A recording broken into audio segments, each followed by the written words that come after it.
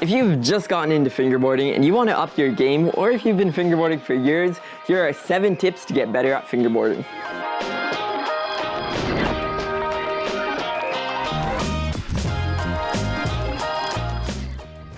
Hey guys, welcome back to another video. In this video, I'm going over 7 tips on how to become better at fingerboarding. So on to tip number 1. Tip number 1 is definitely something that's more important than you might think, and that is keeping your line going. What I mean by that is if you're doing a trick, say on a ledge, and you mean to do a kick flips manual, but you accidentally go into a 5-0 grind, just keep it going. Don't restart the whole line just because of that, because you don't know it, but you're actually gaining experience doing the wrong trick by accident. Or say you do a varial heel onto a ledge and you want to go tail slide, but you accidentally go board slide, just keep it going so you can have that experience of landing. I know this doesn't sound too important, and some people might not even like this idea because then you're doing the wrong trick than what you want to do, but it actually does build experience, and I definitely recommend at least trying it out. Number 2 is learning the basics on a fingerboard. So a fingerboard is just like a skateboard, except for it's a lot smaller. So you can pretty much do every trick on a fingerboard that you could do on a skateboard. And think about what some of the beginner tricks are on a skateboard. Kickflip, pop shove it, ollie. It's the exact same thing on a fingerboard, except for a fingerboard is much smaller. I've made numerous tutorials on the channel on how to kickflip, how to pop shove it, how to tray flip, how to ollie.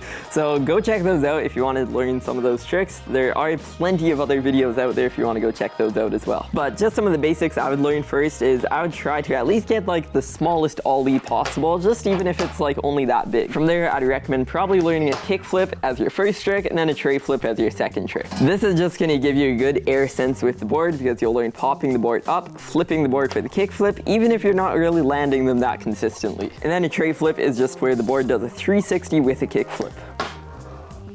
That was not very clean.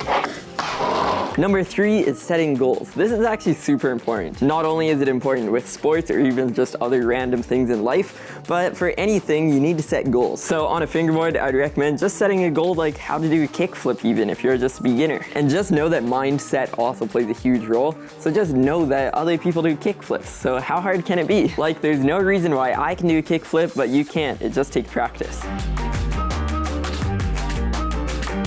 Number 4. This one is watch people who are good at fingerboarding. So just go on Instagram and search fingerboarding and then just watch some of the top edits that come up, or just YouTube fingerboarding, good clips or whatever. Because your brain knows what a good fingerboard trick looks like, and you can actually kind of trick your brain into thinking that you have to do the trick that well. Doing that will kind of force your brain to know exactly what to do. It actually is pretty incredible to see how much better you can get just from watching a YouTube video, not even teaching you how to do a trick, but just watching clean, good quality fingerboard content. Number 5. Number 5 is definitely super important if you've just gotten into fingerboarding and you're learning the basics. Don't do crazy, random, big tricks. Like just doing a big trick completely random and landing it like that, that's luck. That doesn't really take that much skill. And that is not how you get good at fingerboarding. In fact, you really want to do the opposite and only work on doing like one trick. Instead of doing some big trick and hoping you land on the board like this, just set a goal like doing a tray flip and just work towards that. Keep trying until you see what kind of it needs to do, until you actually do it.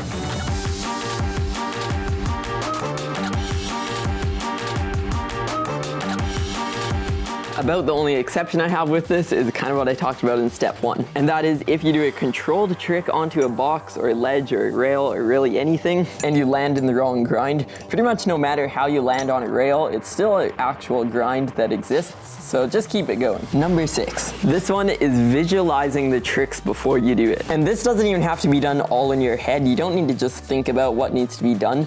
Just take your fingers and take your other hand and just use your other hand to pop the board up and just kind of recreate the trick that has to happen. Like a kickflip, for example. You pop the board up, kind of slide your fingers, that flips the board, and you land. Just keep practicing this kind of with your other hand doing the rest of the work. And I like to kind of start out slow just to know what needs to happen, and I'll kind of just start doing it faster and faster until I'm kind of just ready to pop the board up and actually do it.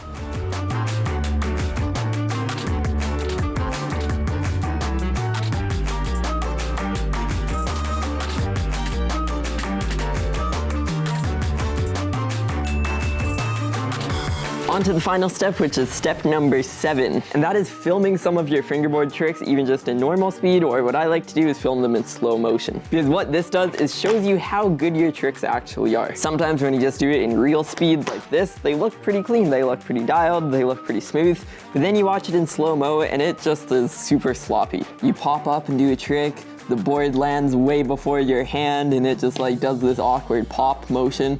Yeah, it definitely doesn't look as good in slow-mo. But what this does is shows you what needs to be improved with your tricks.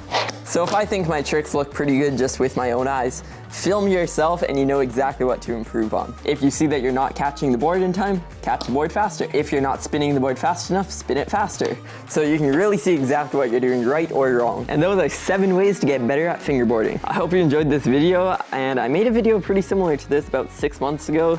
But hey, that was 6 months ago. And also I realized that there's gonna be quite a few people who've just gotten into fingerboarding right after Christmas and want to learn some of the basics and how to get good at fingerboarding. So I hope this video was helpful.